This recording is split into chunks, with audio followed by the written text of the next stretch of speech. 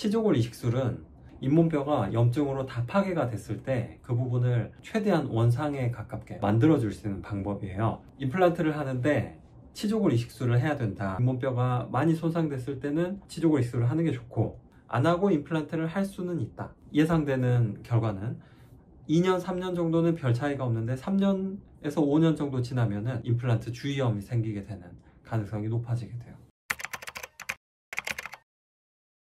안녕하세요. 임플란트를 하는데 치조골 이식술을 해야 된다, 혹시 뼈 이식을 해야 된다, 이런 얘기를 들어보셨을까요? 이제 치조골 이식술은 굉장히 놀라운 수술 방법인데, 잇몸뼈가 염증으로 다 파괴가 됐을 때 그 부분을 최대한 원상에 가깝게 만들어줄 수 있는 방법이에요. 한번 소개시켜 드려 보려고 자료를 준비했습니다. 파노라마의 왼쪽 부분인데, 어금니 쪽에 위에 치아 아래 치아가 너무 심하게 완전히 흔들리는 상태여가지고 임플란트를 좀 해야 되는데 어떻게 해야 될지 그동안 오랫동안 참다가 오셨어요. 어금니 쪽뿐만 아니고 그 바로 앞에 작은 어금니까지도 두 개가 같이 흔들리는 상태인데, 사진으로 봐서는 그래도 작은 어금니 쪽 흔들리긴 하지만 그래도 뒤쪽에 어금니가 생기면 다시 좀 회복이 될 수 있어 보여가지고 작은 어금니 쪽은 그대로 놔두고 크게 상한 부분 치료를 해보시자고 시작을 했던 분이에요. 이게 전후 결과인데, 비교해서 보시면은 여기가 기존의 잇몸뼈 부분이고 여기에서 이만큼이 새로 생겼어요. 왼쪽 오른쪽을 비교해서 보시면 이만큼이 새로 생겼어요. 오른쪽에서 기존의 부분을 보면은 이 정도예요. 요만큼에 해당하는 만큼이 치조골 이식술로 새 뼈가 생긴 거예요. 아래도 마찬가지로, 아래 이 치아는 사랑니 부분인데 사랑니 쪽으로 요만큼 염증이 주변에 있어서 비어있던 부분이 이 부분이에요. 이 부분을 치조골 이식술로 요만큼이 새 뼈가 생긴 거예요.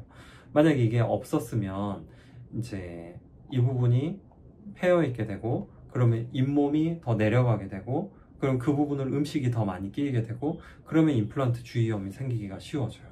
아래쪽도 그렇고 위쪽도 그렇고, 위쪽도 만약에 이 부분을 뼈를 만들지 못하고 기존에 있는 부분을 하게 되면은 임플란트 위치가 여기가 아니고 깊은 위치에 생기게 돼요. 그렇게 깊은 위치에 하게 되면은 임플란트가 굉장히 길어지게 되고, 길어지게 된 만큼 음식이 깊게 들어갈 수가 있어 가지고 이쪽 임플란트 주위염이 또 생기기가 쉬운 상태가 돼요. 이렇게 할 때는 보시면은 염증이 굉장히 크잖아요. 그러면 발치만 하시고 기다려야 돼요. 지금은 이 잇몸뼈 주변에 염증이 많이 있는 상태여 가지고 발치하는 날 임플란트를 할 수는 있는데, 임플란트도 하고 치조골 이식술도 하고 다 할 수는 있는데 좋은 건 아니에요. 만약에 해외에서 오셔가지고 어떻게 빨리 하고 다시 가셨다가 나중에 오셔야 되고 그거를 최대한 좀 줄이고 싶다 하시면은 해드릴 때도 있는데 좋지는 않아요. 이런 걸 다 설명드리고 하긴 합니다만은, 뭐가 더 좋냐, 지금 염증이 있는 거는 해결을 확실하게 하고 잇몸을 아물게 하고 임플란트 하면서 뼈도 만들고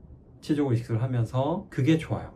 그래서 발치를 하시고 깨끗하게 청소를 굉장히 열심히, 여기를 염증 있는 걸 싹 다 긁어내고 깨끗하게 잇몸뼈를 만들어 놓고, 이게 한 3달 정도 3개월 기다린 후에 CT 사진이고, 위쪽이 잇몸뼈가 이렇게까지 잇몸이 쑥 올라가 있는 상태예요. 크게 꺼져 있는 거죠. 빈 공간이 엄청 큰 거예요. 그 부분을 잇몸뼈를 만들면서, 그러면 지금 이 부분이 요만큼은 새 잇몸이 다 생긴 거예요. 요만큼이 비어 있었던, 크게 비어 있었던 부분이 새 잇몸이 이렇게 생긴 거예요. 보철도 이렇게 와가지고. 결론을 말씀드리면, 치조골 이식술은 잇몸뼈가 상했을 때는 하는 게 좋고, 그리고 발치한 상태에서 임플란트를 바로 할 때도 치아가 있었던 자리가 소켓이라고 하는데, 치아가 있었다가 비어지게 되면은 이 테두리가 얇게 돼요.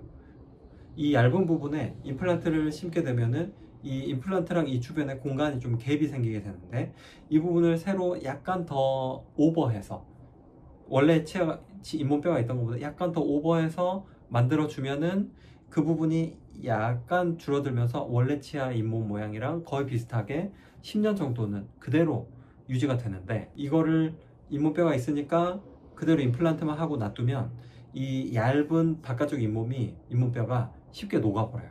그러면은 처음에는 임플란트 이제 막 하고 잇몸이 막 완성됐을 때는 잇몸이 다 있는 것처럼 보이는데, 불과 3년, 4년 정도 지나면 잇몸이 쑥 내려가게 됩니다. 그래서 지금 보시는 것처럼 잇몸뼈가 많이 손상됐을 때는 치조골 이식술을 하는 게 좋고, 하는 거랑 안 하는 걸 비교하면은 하는 게 좋다. 안 하고 임플란트를 할 수는 있다. 예상되는 결과는 2년, 3년 정도는 별 차이가 없는데 3년에서 5년 정도 지나면은 임플란트 주변에 잇몸이 이렇게 감싸고 있던 게 쑥 꺼지게 되고 이쪽에 공간이 크게 생겨요. 그러면 그 옆에 공간으로 음식이 좀 저류되게 되고 음식이 끼어 있게 되고 그러면은 임플란트 주위염이 생기게 되는 가능성이 높아지게 돼요. 그래서 상황을 보고 정말 잇몸뼈가 이렇게 예쁘게 돼 있을 때는 치조골 이식술이 필요 없는 경우가 분명히 있어요. 그래도 치조골 이식술을 하는 게 좋을 때도 있어요. 그래서 수술하실 때 원장님께서 하는 게 좋겠다 하면은 비용의 문제라면 고민을 좀 해봐야 되겠지만 그렇지 않고 이게 하는 게 좋을까 안 해도 별 상관없을까 이게 고민이 될 때는 이제 수술해 주신 원장님의 의견을 좀 따라 보시는 게 도움이 되실 것 같습니다.